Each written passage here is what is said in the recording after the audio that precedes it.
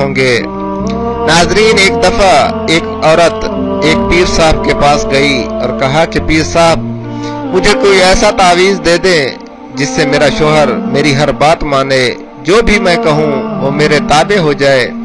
पीर साहब बहुत ही समझदार और दूर अंदेश इंसान थे। वो औरत की बात गौर से सुनते रहे और कहा कि बेटी, आपका काम हो जाएगा, मगर इसके लिए एक शर्त है। ये अमल तो सिर्फ और सिर्फ शेर की गर्दन के बाल पर होगा, और वो बाल भी आप खुद शेर की गर्दन से उखाड़ कर लाएंगी, तब असर होगा, वरना कोई फायदा ना होगा। वो औरत बहुत परेशान हो गई और मायूस होकर वापस आ गई और अपनी सहेलियों को बताया। उसकी एक सहेली ने मशवरा दिया कि काम तो मुश्किल है मगर नामुमकिन नहीं। तुम ऐसा करो कि रोजाना 5 किलो गोश्त लेकर जंगल जाया करो और जहां शेर आता है वहां डालकर छुप जाया करो। कुछ अरसे के बाद शेर के सामने जाकर डालना शुरू कर देना। वो गोश्त का आदी हो चुका होगा।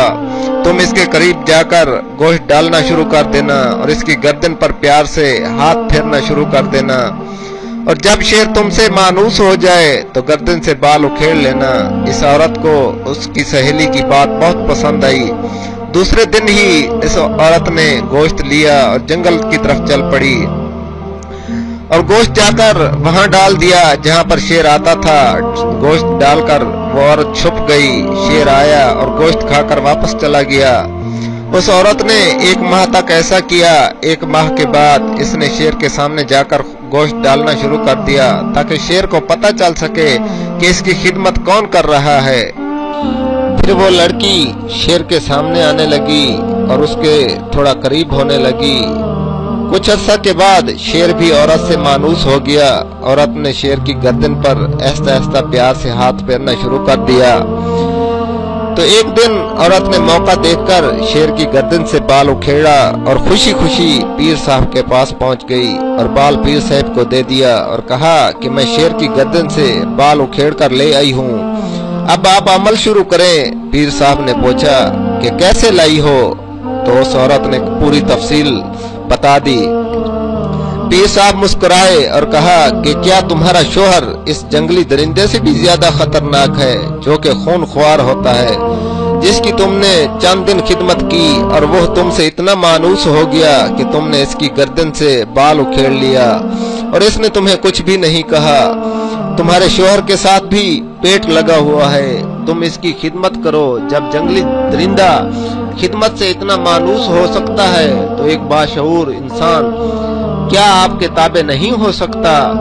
उस लड़की को समझ आ गई और उसने घर जाकर अपने शोहर की खिदमत करना शुरू हो गई और कुछ ही दिनों में उनकी जिंदगी एक जन्नत जैसी बन गई और उनका घर एक खूबसूरत जन्नत जैसा घर बन गया। नाजरीन, इस स्टोरी का असल मकसद सिर्फ और सिर्फ ये था कि घर इखलाक से चलते हैं, मार कुटाई से नहीं। जिस घर में मियाँ बीवी के इखलाक अच्छे हैं वो घर किसी जन्नत से कम नहीं, वरना सारी जिंदगी जहन्नम की भट्ठी में जलना पड़ता है। गलती इंसानों से हो जाती है, ये छोटी मोटी बातें घर में होती रहती हैं, लिहाजा मियाँ बीवी दोनों को चाहिए कि एक दूसरे को माफ करना सीखें, दरगुजर करना सीखें। इंसान कितना बड़ा मालदार क्यों न हो, मगर इखलाक अच्छे नहीं तो कुछ भी नहीं। जिंदगी दौलत से नहीं इखलाक से चलती है। इखलाक से बड़ी दौलत इस दुनिया में कोई नहीं है। अल्लाह पाक हमें अपने घरों में खुशो खुर्रम रहने की तौफीक दे। नाज़रीन, अगर मेरी इस वीडियो से आपको थोड़ा सा भी सबक हासिल हुआ हो तो प्लीज वीडियो को नीचे सब्सक्राइब और साथ बेल के आइकन पर जरूर क्लिक करें ताकि हमारी हर नई आने वाली वीडियोस आप तक बआसानी पहुंच सके, और अपने दोस्त अहबाब से भी जरूर शेयर करें। शायद हमारी इस छोटी सी कोशिश से किसी भटकी हुई नौजवान नस्ल की जिंदगी संवर जाए। नेक्स्ट वीडियो तक दीजिए इजाजत। अल्लाह हाफिज, वस्सलाम।